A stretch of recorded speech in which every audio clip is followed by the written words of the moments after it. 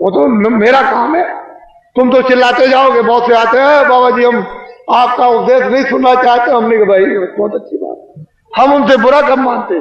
चोर आओ, डकैत आओ, ये आओ, सब आ जाओ, बड़े ध्यान से मेरी बातों को तो वो तो लेके रख लेना। अब मैं कुछ आपको सुनाना चाहता हूं। वर्ण व्यवस्थाएं थी, उसका आपने उल्लंघन किया, उसको तोड़फोड़ दिया, उसको बिगाड़ दिया, नष्ट और भ्रष्ट कर दिया, तो आप सब के सब रो रहे। कोई ऐसा नहीं है कि जो नहीं रो रहा, सब रो रहे। अगर कहोगे नहीं भाई धनी मानी हंस रहे ना, वो तुमसे ज्यादा रो रहे, वो तुमसे भी ज्यादा भयंकर रो रहे। लेकिन तुम क्या कहते हो कि नहीं धनी हंस रहा। मैं कलकत्ते में बैठ के एक बगीचे में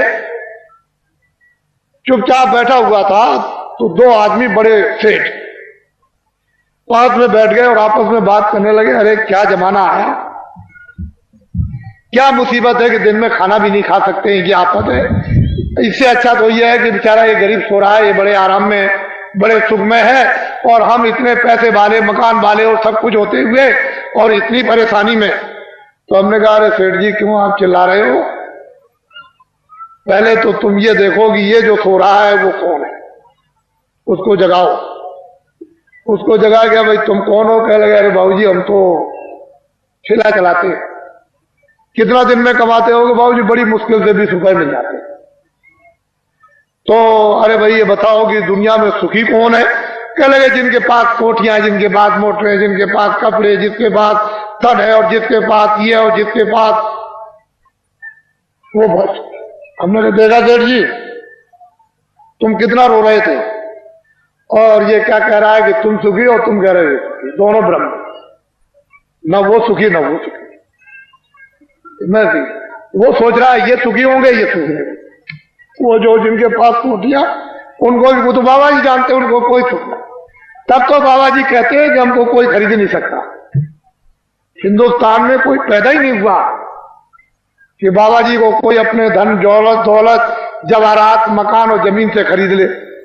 ये तो आप दिमाग से बात हमेशा निकाल देना, कोई हिंदुस्तान में बाबा जी को खरीद नहीं सकता। और बाबा जी इतने लक्ष्य के पक्के हैं कि मेरे पास बड़े बड़े नेता और लीडर और जो प्रधानमंत्री जो उनके लड़के चले गए वो भी मेरे पास पहुंचे और बड़ा उन्होंने लालच दिया। मैंने कहा इसका असर मेरे ऊपर में धूल के बराबर भी नहीं, लेकिन तुम देश का भला नहीं कर सकते। हम तुमको लिख करके देते, आपके द्वारा देश का भला नहीं हम लिखते। आगे बड़ा आपके द्वारा नुकसान होगा देश का, और खूरेजी होगी देश की, और ये होगा और बर्बादी होगी और महंगाई होगा, सब जड़ दिया। और महात्माओं की बात नहीं मानोगे तो ये रास्ता खुशहाली करेगा, सब कुछ कह दिया। तो मतलब यह है कि बड़े लालच दिए जाते हैं। लोग सोचते होंगे कि शायद बाबा जी को कोई खरीद ले। ये हटाओ, अब मेरी बात बड़े ध्यान से यहां से आप शुरू करें। पहले तो ये आप बताइए कि आप किराए पर आए हो। ए बच्चियों मैं तुमको किराए पे लाया हूं, बोलो बच्चियों जोर से। पैसे को कह रही नहीं। तो ये बताओ बच्चे बच्चियों मैंने कुछ तुमको रुपया बांटा है? ऐसे नहीं बांटा। अब एक बात तो आपकी है, मेरे पास तो कोई बच्चा है, मैं अकेला फकत हूं। अगर तुम्हारी दृष्टि से देखा जाए तो मेरे पास कोई बच्चा। अब ये बताओ जब मेरे पास कोई बच्चा नहीं और मैं तुमको कहता हूं कि तुम किराए के मकान में, तो क्या मैं अमृत के मकान में? मैं भी किराए के मकान, आपको भी छोड़ना मुझे भी छोड़ना। तो जब मेरे पास बच्चा नहीं तो मोह किसका, लोभ किसका, झूठ किसका, वादा खिलाफी किसके लिए, चोरी किसके लिए, संग्रह किसके लिए? तो मैं ये समझता हूं कि ये जितने खड़े बैठे हैं बच्चे बच्चियां, ये सब मेरे बच्चे। उस दृष्टि से, ज्ञान दृष्टि से तो सब आप मेरे बच्चे, और संसार की दृष्टि से आप अपने मां बाप के बच्चे। बात समझ में आई? मोटी बात को समझ लीजिए आप। बाबा जी को तो कोई राष्ट्रपति और प्रधानमंत्री बनना नहीं है, न इसकी कोई ख्वाहिश। अब समझ लो अच्छी तरह से आप। कहीं आप सोचने लगो कि नहीं बाबा जी को कोई ख्वाहिश हो अरे हमको राष्ट्रपति की और प्रधानमंत्री की भाई, हमारे पास तो जनता, इतनी जनता रहती है, और क्या है। जो झूठ बोला जाता, धोखा दिया जाता, बेईमानी की जाती, चोरी की जाती है, लोगों को सताया जाता, लोगों का धन इकट्ठा किया जाता, वो तो सब ये सब ये। तो ये भी आपको पता चल गया कि बाबा जी न प्रधानमंत्री बनते, न बनेंगे, न ख्वाहिश है, न इच्छा, न राशि। अब ये बातें बिल्कुल आपके सामने साफ हो गई। अब दूसरी बात तो अब कुछ नहीं।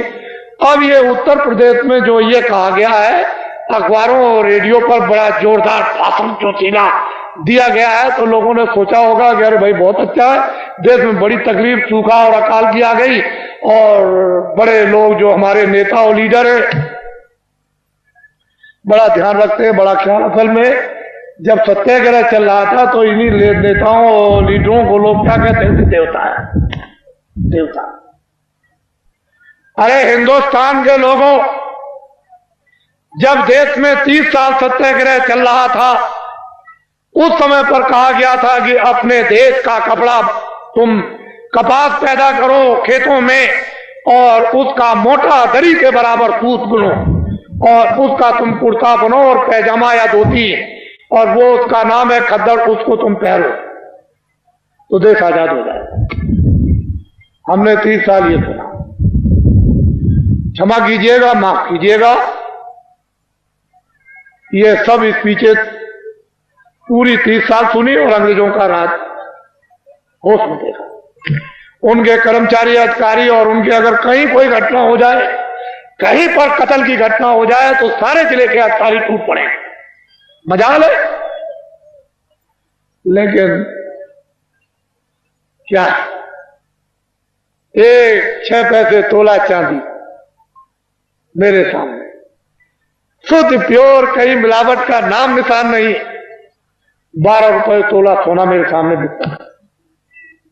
6 पैसे मजदूर को मजदूरी मिलती थी और बेईमानी का नाम नहीं था, और पूरा गुजारा होता था मेरे सामने। 1 रुपए का 60 किलो चावल, 60 किलो गुड़ और 60 किलो चना बाजार में बिकता था, देहातों में तो छोड़ दीजिए।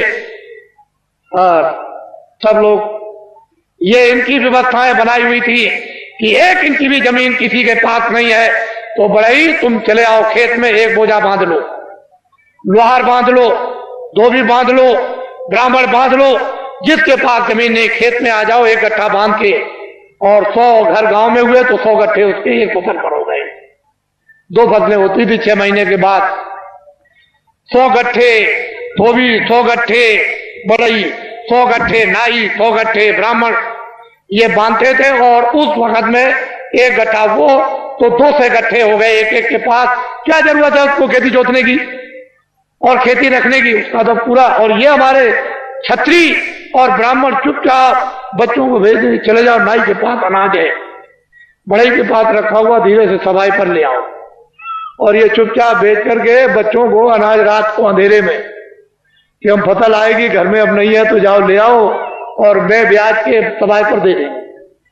हमने देखा ब्याह शादी में ये छत्री और ये ब्राह्मण उन छोटे लोगों के काम, कपड़ा देना, ये देना, वो देना, अनाज देना, दूध देना, और फिर घी देना, लकड़ी देना, इसी तरह की छोटे को कोई तकलीफ नहीं हो पाती। हमने देखा कोई छोटों के साथ अन्याय तो कर ले, हम देखते तो हमने देखा 30 साल सत्याग्रह देखा। क्षमा कीजिएगा, 48 में आजादी मिली, 5000 भी हिंदुस्तान में खद्दर पहनने वाले नहीं थे। समझे, हिंदुस्तान में पाकिस्तान को भी मिला दिया जाए, उसमें भी, और लंका को भी मिला दिया जाए, तो 5000 हिंदुस्तान में खद्दर पहनने वाले नहीं थे। जब ये कहा गया कि देश आजाद हो गया, खद्दर पहन लो, कह लगे हम नहीं पहनेंगे, अपने घर और मकान कौन जलवाएगा, कौन बर्बाद कराएगा, इतना खौफ था। और एक दिन की आवाज पर इन बच्चों ने 1 करोड़ ने टाट कर, चलो जंगलवासियों, चलो चलो जंगलवासियों, आप अपनी जगह पर रहो बच्चों, वहीं धीरज के साथ सब लोग उसी जगह बैठे रहो, अपनी अपनी जगह पर बैठे रहो।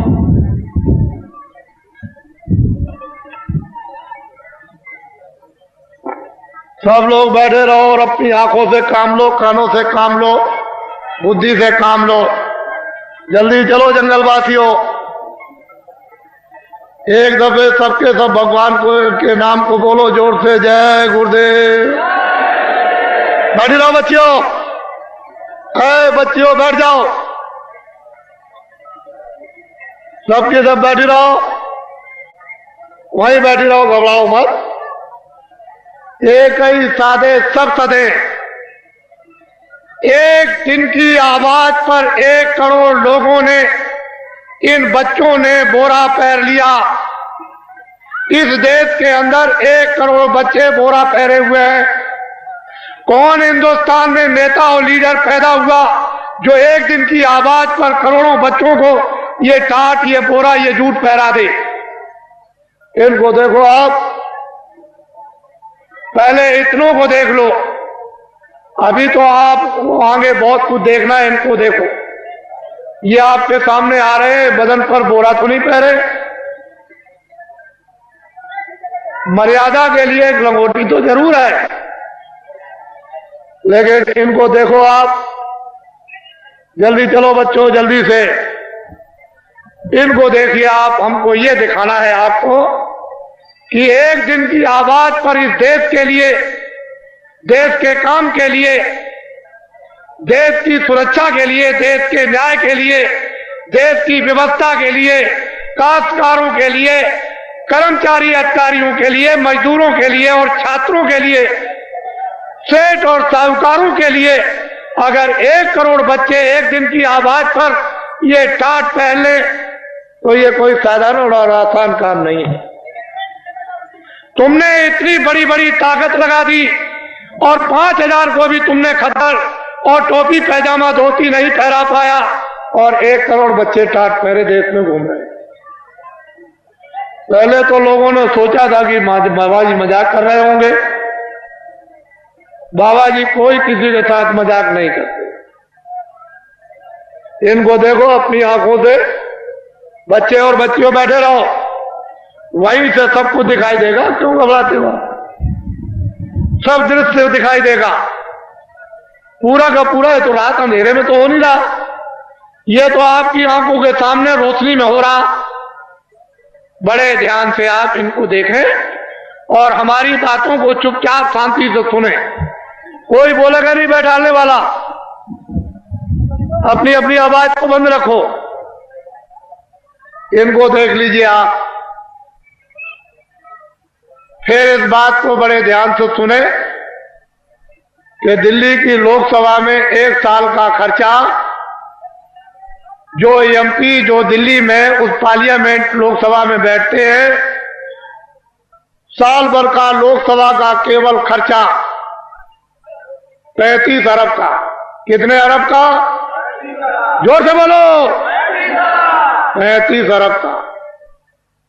इस भारत की आबादी यानी भारत की जनसंख्या 2 अरब की। कितने अरब की? जोर से बोलो, कितने अरब की?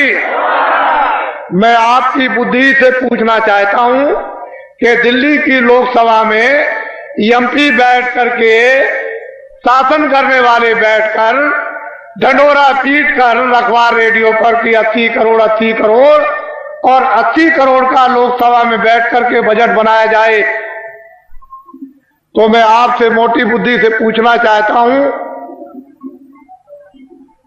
2 अरब की आबादी को पूरा पड़ जाएगा? और रेडियो पर आपने जो ढंढोरा पीट रखा है और जो नसबंदी और गर्भपात आपने जो कुछ भी करवाया और 4-4, 5-5 महीने के बच्चों को जो आपने गिरवा दिया, क्या ये हत्या नहीं है? ये अपराध नहीं है?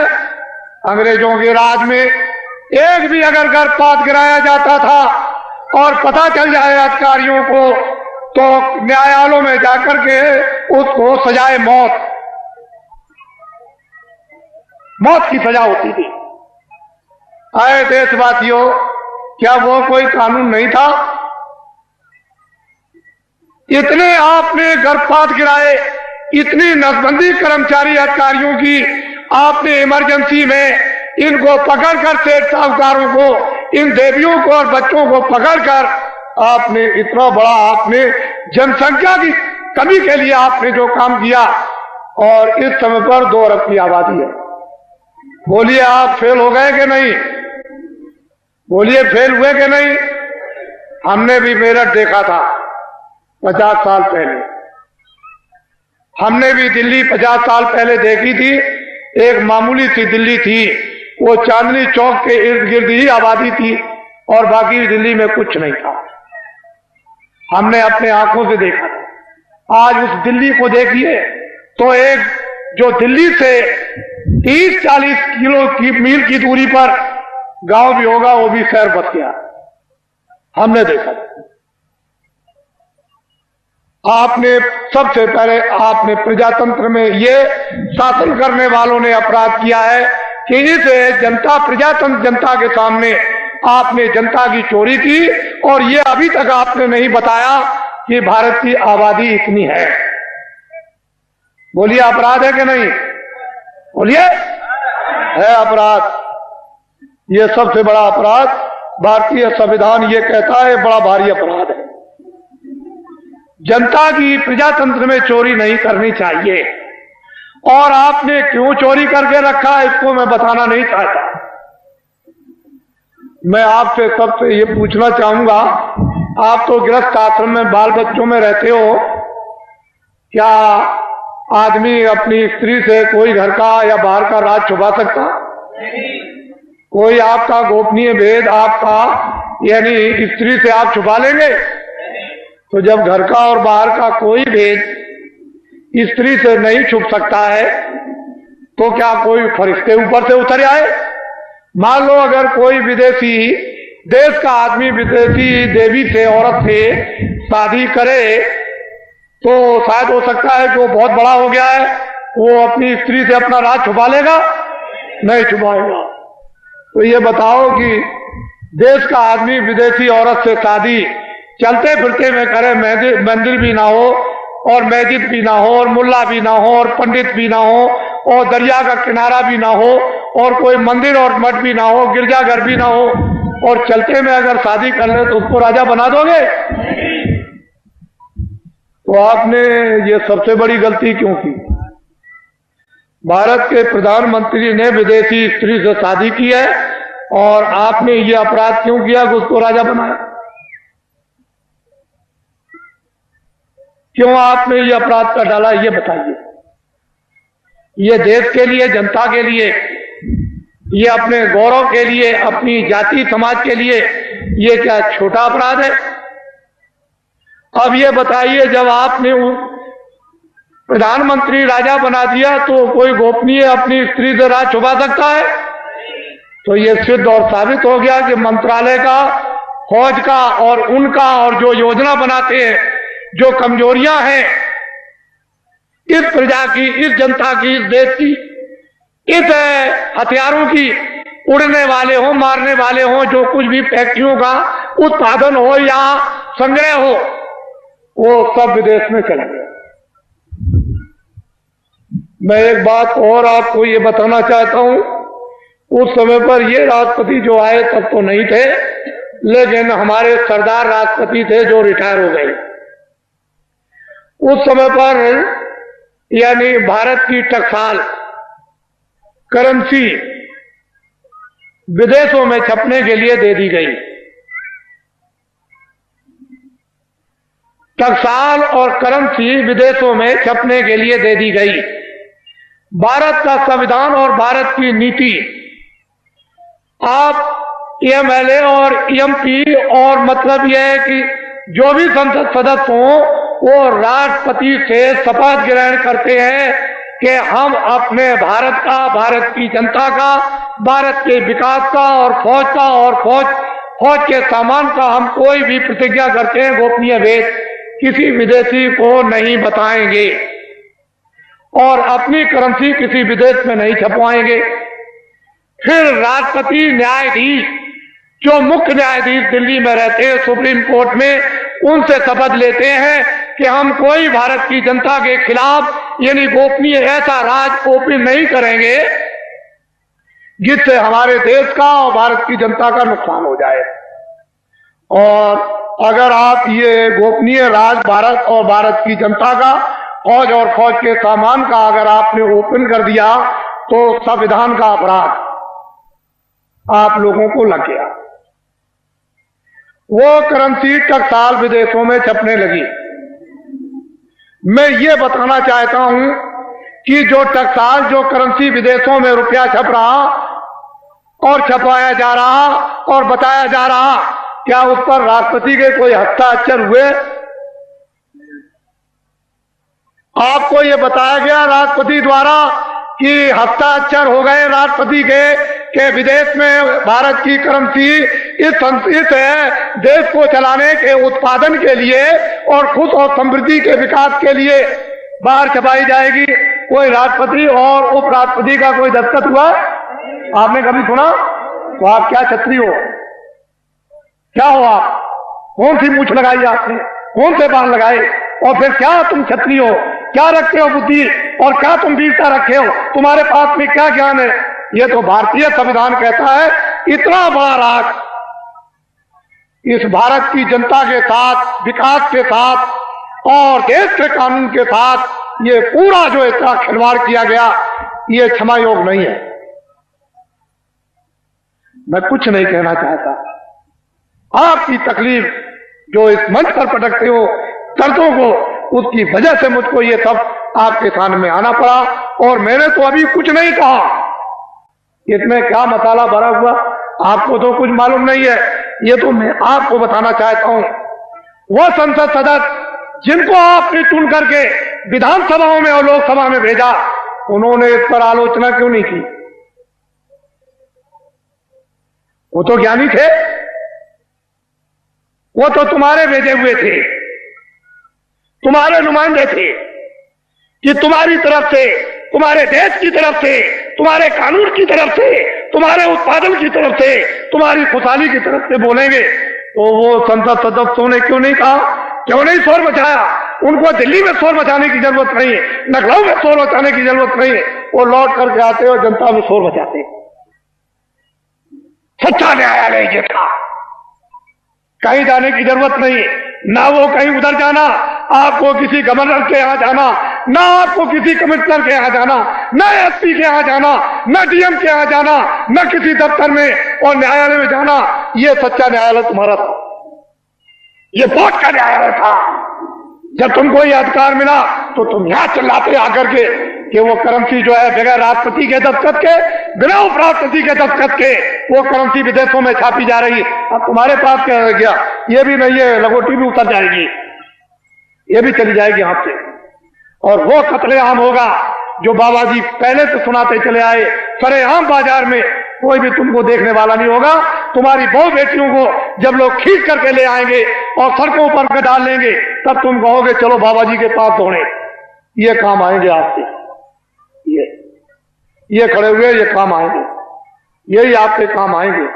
इसलो देश वीरों का देश है, क्षत्रियों का देश है, विद्वानों का देश है, ब्राह्मणों का देश है, सत्कर्मियों का देश है, त्यागियों का देश है। आप इसको अनाचार्यों का देश बना डाला। इसलिए आप इससे कहो, गांव में आपको जरूरत नहीं है, ना आपको दिल्ली में किसी तरह के सत्याग्रह की, कोई आंदोलन की और फेरियों की जरूरत नहीं है, ना दफ्तरों में आप जाते हो। ये बेचारे हमारे जो इंस्पेक्टर है यहाँ, ये कोई जा रहा दिल्ली, कोई लखनऊ जा रहा, क्यों जा रहा? कि वहां रैली निकलेगी, सत्याग्रह होगा, आज इसका सत्याग्रह, कल उसका सत्याग्रह। आप उस मजिस्ट्रेट का, उस डीएम का, उस बेचारे जो रक्षा करते हैं उनका समय तो वहां चला गया, तब तक डकैती हो गई, तब तक यहां कत्ल हो गया। तुम चिल्लाए दरोगा जी, तुम चिल्लाए एसपी साहब, ये तुमने क्या कर दिया? और वो बेचारे चले गए वहां उनको बचाने के लिए।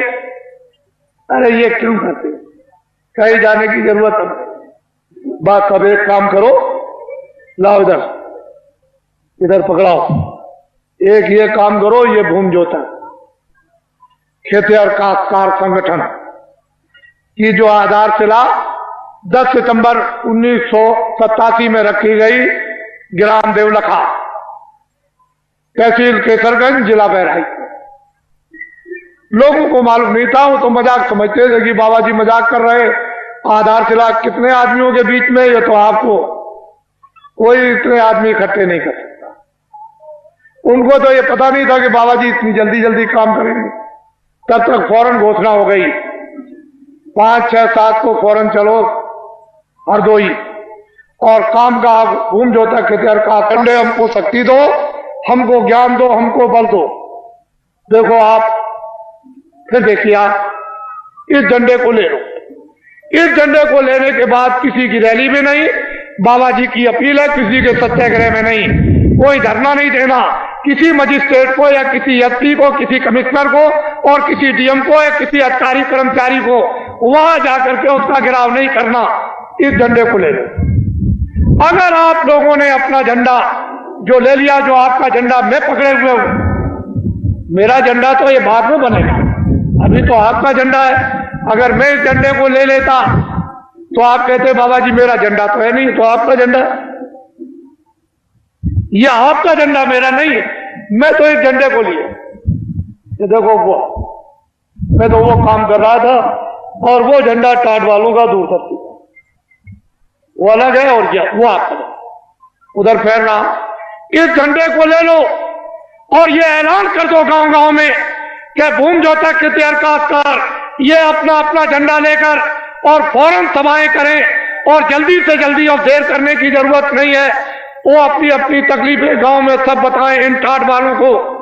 जो भी आपको पर्चे मिल जाए प्रस्ताव के, उसमें ट्रैक्टर का कर्जा, ट्यूबवेल का कर्जा, नाली का कर्जा, कुएं का कर्जा, इंजन का कर्जा, मेड़ का कर्जा, भैंस का कर्जा, बैल का, घोड़े का, गधे का, बकरी का, सुअर का, और हलों का, और यंत्रों का, और खाद और गैबर घोष का, और खादों का, और बीजों का, जितना भी कर्जा 40 सालों का सरकारी रदा तुम दे सकते हो कि नहीं दे सकते हो, वो झंडे लेकर के तुम बखात करो और अपनी चीज को पटको जल्दी से, और ये कहो कि झंडे अब हम इस योग नहीं रह गए, हम में ये समर्थता नहीं रह गई, अब हमारा 40 सालों का सरकारी जितना भी कर्जा है वो मैं ब्याज के माफ हो जाना चाहिए।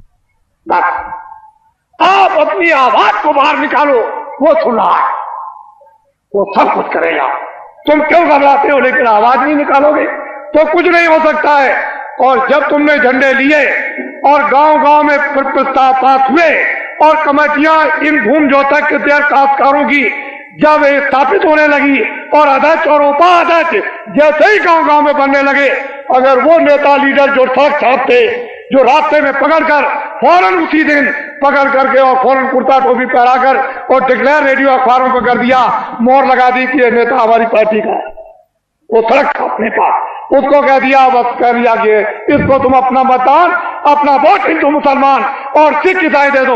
उस बेचारे को ये भी धोना नहीं आता था, ये पीछे तो धोना भी, चट्टी पेशाब भी नहीं आती थी, और सड़क छाप नेता बन गया, दिल्ली में एमएलए और एमपी बन गया।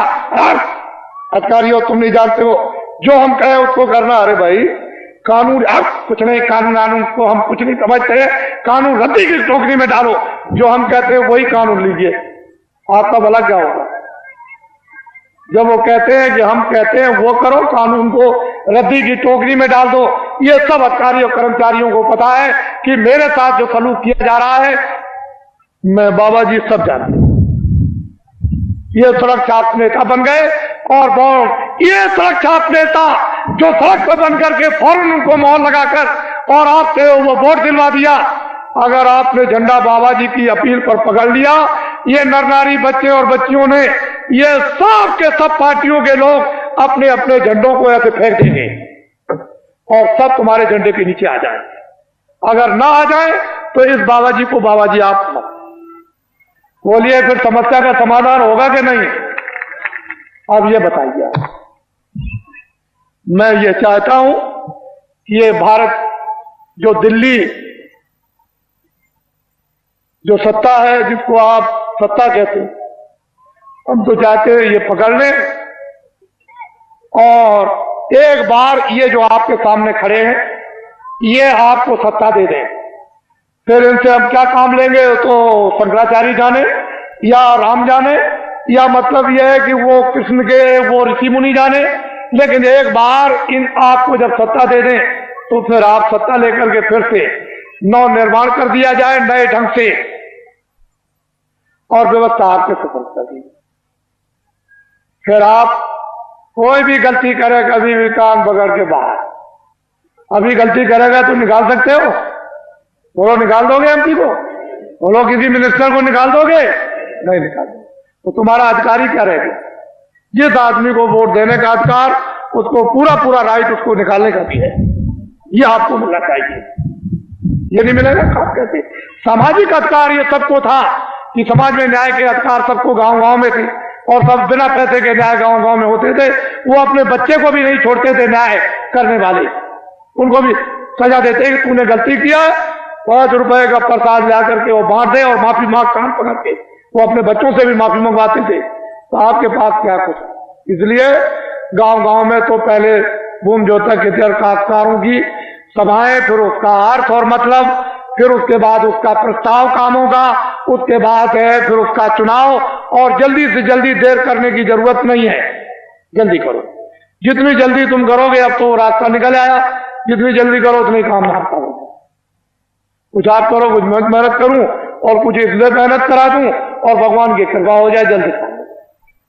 आपको तो चाहिए कर्मचारियों, अधिकारियों, सेठ और साहूकारों सबके हितों, जनहितों के लिए ये बाबा जी ने पूर्ण रूप से योजना बना ली। हमको तो कुछ नहीं करना, हमको तो ये टाट की लंगोटी भी उतरवा के फेंकवा देना। और दिल्ली की जिस पार्लियामेंट में 35 अरब रुपया साल में खर्चा होता है, उस पार्लियामेंट को उठा करके और जंगल में उसकी पार्लियामेंट बनवा करके और साल में 10 करोड़ खर्चा हो। और इन लगोटी के या गैर लगोटी के द्वारा देश का एक बार संचालन करा दिया जाए और दुनिया को यह दिखा दिया जाए, ये हिंदुस्तान की बात नहीं, दुनिया को यह दिखा दिया जाए कि 40 वर्षों का हिंदुस्तान का सरकारी कर्जा लदा हुआ भूमि जोतक खेतिहर काश्तकारों पर वो माफ और कर्मचारी अधिकारियों को जितना वेतन, यानी छोटे से छोटा और बड़े से बड़ा 10,000 वो, और सेठ और साहूकारों की जो काली ब्लैक मनी है वो सब की सब बिना अपराध और बिना किसी टैक्स के ये सब की सब व्हाइट करवा दी जाएगी। और इस पर कोई किसी तरह का आपको लाइसेंस नहीं लेना है, सब लाइसेंस यानी फ्री कर दिए जाएंगे और सबको छोटे बड़े कारखाना लगाने का इनको अधिकार दे दिया जाएगा कि तुम छोटा से छोटा बड़े से बड़ा कारखाना लगा दो। आपको ये क्या मालूम? ही तो संकेत है, ये झंडा आपको पकड़ना है। इसलिए अब आप तैयारी करो कि आपने गलती की है, आपने अपराध किया है। एक तो वास्तव में मानवता का, इंसानियत का अपराध, फिर विधान का अपराध, फिर ईश्वर की तरफ से, फिर ऋषि मुनि महात्मा रामायण गीता की तरफ से, आप कुरान की तरफ से गुनहगार। अब गुनाह आपका कब जाएगा? ये जो आपकी दौलत को लोगों ने पनडुब्बियों में, तोपों में, हवाई जहाजों में, इसमें सामान के लाने, सामान के ले जाने में, हीरे जवाहरात की खदानों में इकट्ठा करने में और फिर ये योजनाओं के बनाने में और बाहर से जो कर्जा ले आए उसमें से 75% ये सब खा गए विदेशी बैंकों में। 22 मुल्कों में, यही आपके पास में नेपाल है, यहाँ के मिनिस्टरों ने, लोगों ने इतना रुपया नेपाल की बैंकों में जमा कर दिया है, इतना रुपया जमा किया। अगर नेपाल का ही खाली रुपया हिंदुस्तान का जमा किया हुआ अगर वापिस आ जाए तो जितना भी बात से आप कर्जा ले आए हो वो कर्जा और ये ब्याज ये पूरा का पूरा अदा हो जाएगा और बहुत सा विकास भी हो जाएगा। इतना यहाँ नेपाल में रुपया आपका जमा, जो भारत की गरीब जनता का आपने जमा किया है, और ये सब कुछ पता चल गया है। इसकी सबकी इंक्वायरी कौन कराएगा? ये भूमि जोतक खेतिहर काश्तकार ये कराएगा। हमने तो ये कह दिया है कि दफ्तरों का ऑडिट करवा दिया जाए तो 20-20 साल की सबको सजा होगी, लेकिन हमने अपने कर्मचारी अधिकारियों को पूर्ण रूप से जनता के सामने बता करके निकाल दिया कि ये कोई भी मतलब ये भ्रष्ट नहीं है,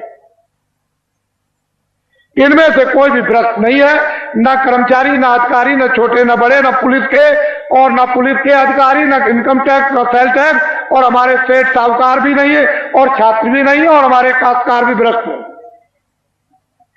ये व्यवस्था भ्रष्ट है, इसलिए हमने अधिकारियों कर्मचारियों को निकाल दिया और जनता से अनुरोध किया है कि कभी भी ये मत सोचना कि अगर कभी तुम कहोगे ऑडिट कर दिया जाए तो देखें कौन, तो ये गुनहगार और ये अपराधी नहीं है, ये बिल्कुल आपके सामने छोड़ दिए गए।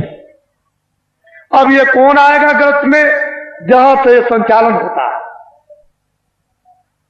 यह तो उनके ऊपर आकर के पड़ेगा कि आपने कर्मचारी अधिकारियों को काम क्यों नहीं करने दिया,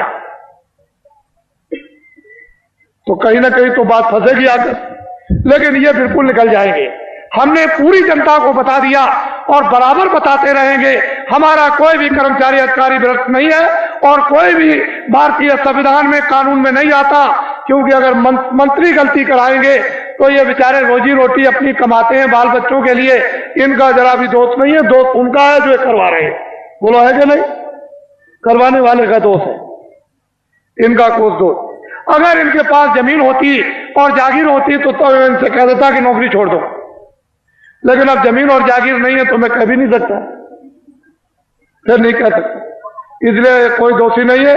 आप इस पर गंभीरता से आप विचार करो। अब आइए एक आपको पहले एक कहानी सुना दे। एक राजा का राज था, राजा के राज में प्रजा बड़ी सुखी थी।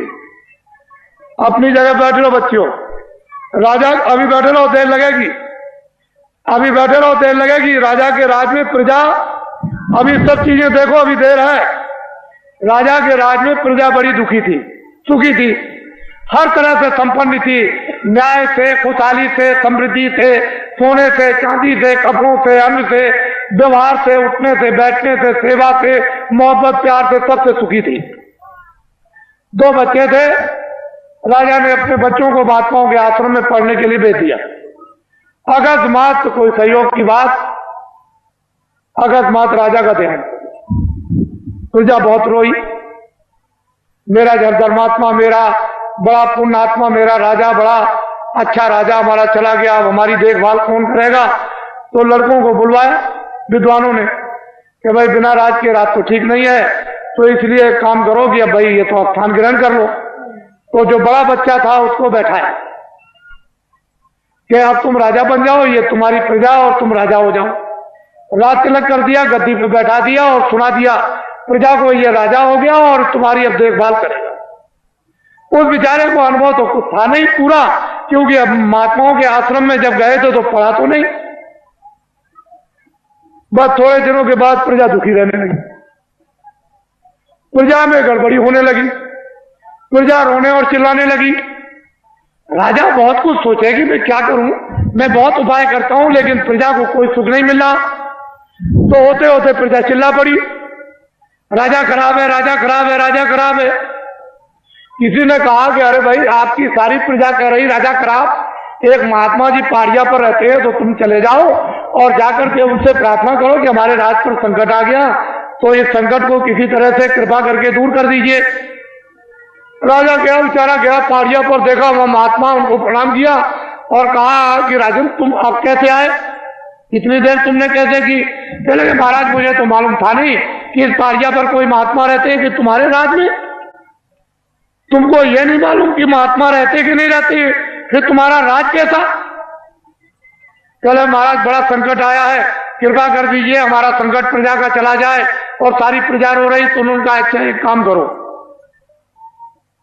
किताबों में लिखा हुआ है कि प्रजा पर, परिवार पर, शरीर पर कोई संकट अगर आ जाए, चाहे राजा हो, तो भगवान नाम का जाप करा ले तो ये तकलीफ दूर हो जाएगी। जाओ अपने राज में बड़े बड़े विद्वानों की खोज करो और खोज करके महल में बैठा करके भगवान नाम का जाप करा लो, तो तुम्हारा और प्रजा का संकट कम भी हो जाए, हो सकता दूर भी हो जाए। राजा उधर से आए, अधिकारियों को भेज दिया कि जाओ तुम चले जाओ विद्वानों की खोज करो। एक विद्वान मंदिर में जल चढ़ा रहे थे शिव जी के, जब बाहर निकल के आए तो देखा चंदन लगा हो। आप कौन है? कह लगे मैं तो ब्राह्मण हूं। कह लगे बस आप ही की तो तलाश के लिए मैं आया था, और चलिए चलिए राजा ने आपको याद किया है, जल्दी चलिए आपको और कुछ नहीं करना, राज पर संकट आ गया, भगवान नाम का जाप कर दो, आपको दक्षिणा मिलेगी। जब वो गए तो सब सामग्री देकर के जाप करने के लिए बैठाया, तो ब्राह्मण बोले, कह लगे भाई ठहर सो जाओ, जरा हमको सोच लेने दो कि हम शंकर की क्या जाप करें, कि राम का जाप करें, कि कृष्ण का जाप करें, कि देवी का जाप करें, कि गंगा जमुना का। कुछ देर तक वो सोचते रहे। जब उनकी समझ में कुछ नहीं आया तो धीरे से वो बोलने लगे कि क्या जाप करूं, क्या न करूं, कौन सा जाप करूं, कौन सा न करूं, किस नाम का जाप करूं, किस नाम का न करूं। धीरे धीरे बोलने लगे कि क्या जाप करूं, क्या न करूं, क्या जाप करूं, क्या न करूं, क्या जाप करूं, क्या न करूं, क्या जाप करूं, क्या न कर जाप। ये भगवान नाम का जाप होने लगा। तब तक किसी ने कहा, राजन एक विद्वान को और बैठा दीजिए तो राज का संकट जल्दी दूर हो जाएगा। तो अधिकारियों को भेज दिया, एक ब्राह्मण को और पकड़ लाए। कह लगे, महाराज आपको दक्षिणा मिलेगी, आपको क्या करना, भगवान नाम का जाप करना, राज पर संकट आ गया, वो दूर होना चाहिए। दूसरे ब्राह्मण आए, जब वो बैठ गए तो कहा, महाराज अब जाप कीजिए। उनका भाई ठहर जाओ। उनसे जरा होशियार थे, उन्होंने सोचा कि भाई ये कितने दिनों से जाप कर रहे हैं, तो कई दिन उनको लग गए। ये किस नाम का जाप कर रहे हैं, तो वो धीरे धीरे कहते थे, क्या जाप करूं, क्या ना करूं, क्या जाप करूं, क्या ना करूं। तो दूसरे विद्वान कहने लगे, जो ये करे सो मैं करूं, जो ये करे सो मैं करूं, जो ये करे सो मैं करूं, जो ये करे सो मैं करूं, जो ये करे। तब तक किसी ने कहा कि राजन, अगर एक विद्वान को और बुला करके बैठा दो तो राज संकट जल्दी दूर हो जाएगा। तो दौड़े अधिकारी, दौड़ाया तो तीसरे ब्राह्मण को और पकड़ लाए। वो दोनों से होशियार, उनसे कहा, महाराज आपको अच्छी दक्षिणा मिलेगी, भगवान नाम का हाथ जाप कर दीजिए। तो जब बैठ गए तो उन्होंने कहा, भाई ठहर जाओ, मुझे सोचने दो, विचारने करने दो, जाप करने के लिए तुम्हें आए। उन्होंने सोचा कि पहले वाले विद्वान क्या जाप कर रहे। तो पहला कहता है कि क्या जाप करूं, क्या ना करूं। दूसरा कहता है, जो ये जाप करे सो मैं करूं। तो तीसरा कहता है कि धांधली कब तक चलेगी, ये धांधली कब तक चलेगी, ये धांधली कब तक चलेगी, ये धांधली कब तक चलेगी। तब तक किसी ने कहा, राजन तुम्हारे राज का सर्वनाश हो जाएगा। अरे 3 विद्वान जाप के लिए नहीं बैठाए जाते हैं, ये त्रिदोष हो जाएगा, तो राज में संपात हो जाएगा। चौथे विद्वान को जल्दी खोजो और उसको ले आओ, तब राज संकट जाएगा। तो दौड़ पड़े अधिकारी, चौथे को पकड़ लाए। जब चौथे आए तो तीनों से चौथे होशियार। उन्होंने सोचा कि भाई पहले वाले 3 क्या कर रहे हैं।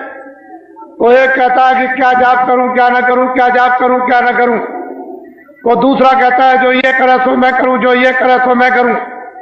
तो तीसरा कहता है, ये धांधली कब तक चलेगी, ये धांधली कब तक चलेगी। तो चौथा कहता है कि जब तक चलेगी, जब तक सही, जब तक चलेगी, जब तक सही, जब तक चलेगी, जब तक सही, जब तक चलेगी, जब तक। ये चारों जाप कर रहे हैं। एक कहता है कि क्या जाप करूं, क्या ना करूं। दूसरा कहता है, जो ये करे तो मैं करूं। तीसरा कहता है, ये धांधली कब तक चलेगी, ये धांधली कब तक चलेगी। तो चौथा कहता है, जब तक भारत की जनता नहीं जगेगी तब तक चलेगी।